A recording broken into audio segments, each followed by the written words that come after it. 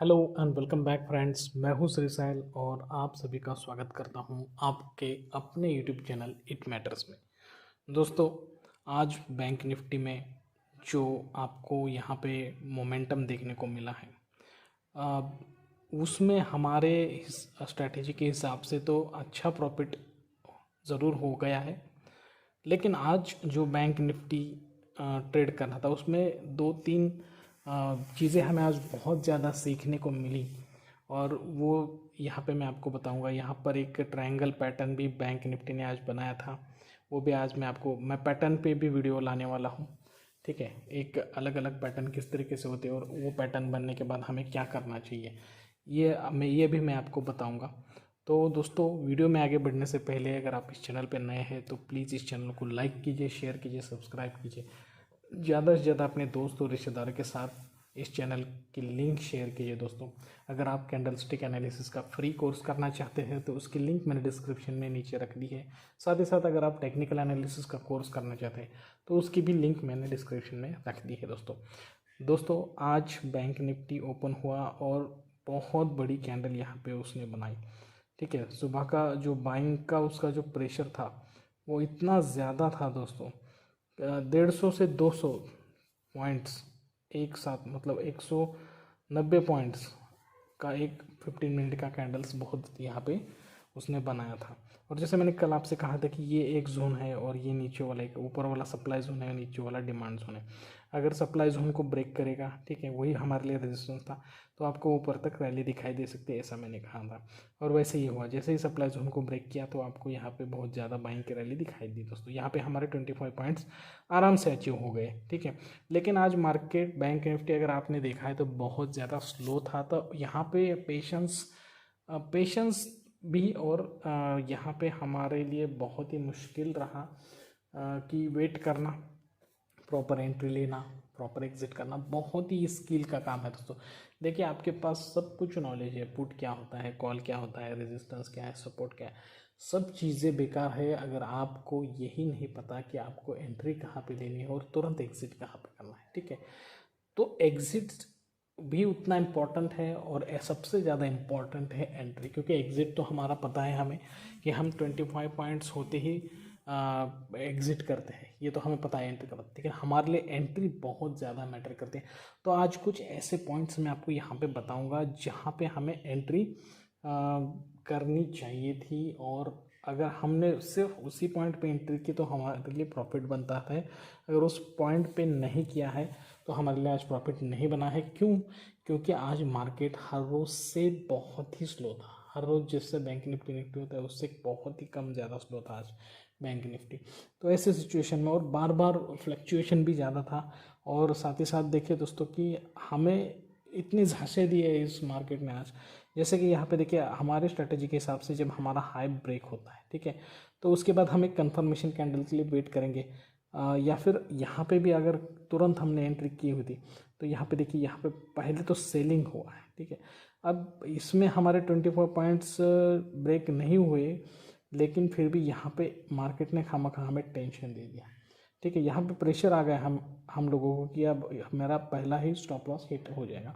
इसलिए मैंने कहा है कि जब ऐसा कंफर्मेशन होगा तो उसके बाद हमें एंट्री लेनी चाहिए। तो कंफर्मेशन में भी एक प्रॉब्लम था कि कंफर्मेशन के बाद इसने ग्रीन दिखाया, अब इसमें एंट्री ले ली हमने तो तुरंत यहाँ से नीचे आ गया। तो इसमें एक लॉस क्या होता है दोस्तों, इसमें एक लॉस होता है कि समझ लीजिए आप 100 पॉइंट पे इसमें एंट्री करते हो, तो ये जब नीचे आता है तो वो 90 पॉइंट होता है। तो 100 पॉइंट के बाद आप 125 पे निकलने वाले होते हैं, 125 रुपये पे। लेकिन अब आपके लिए टारगेट 25 नहीं, 35 रुपीज़ हो गया, 35 रुपये हो गया। तो ये 35 रुपीज़ इसमें होता ही नहीं ना, इसमें इतने में 35 रुपीज़ होता ही नहीं है। ठीक है, क्योंकि फ्लक्चुएशन ही इतना होता है। तो अब मंडे के बाद ट्यूसडे, वेंसडे, थर्सडे, उसमें हमारा जो प्रीमियम डीके का रेट धीरे धीरे बढ़ता जाता है कंपेयर टू फ्राइडे और मंडे। तो फ्राइडे और मंडे में जितने आसानी से हम टारगेट अचीव करते हैं उतना टफ होता है ट्यूसडे में, और वेंसडे और थर्सडे तो हम ट्रेड ही नहीं लेते। तो इसी वजह से यहाँ पे ट्यूसडे के दिन हमें बहुत पेशेंसली काम करना होता है, क्योंकि ये अगर कंफर्मेशन कैंडल भी बनता है तो ट्यूसडे के दिन हमें क्या करना चाहिए कि और एक बार थोड़ा वेट करना चाहिए। अगर समझ लिए गलती से इस तरह से ऐसे नीचे आता है, फिर बाद में ऊपर जाने के वेट करना चाहिए। और सिर्फ उसका क्लोज ही नहीं, हमें उसका हाई जब ब्रेक करेगा तब एंट्री अगर हम लेते तो हमारे लिए तुरंत यहाँ पे हमारे पॉइंट्स बन सकते हैं दोस्तों। तो यहाँ पे तो हमारे 25 पॉइंट्स बने, लेकिन वो बहुत दिक्कत हुई थी वहाँ पे।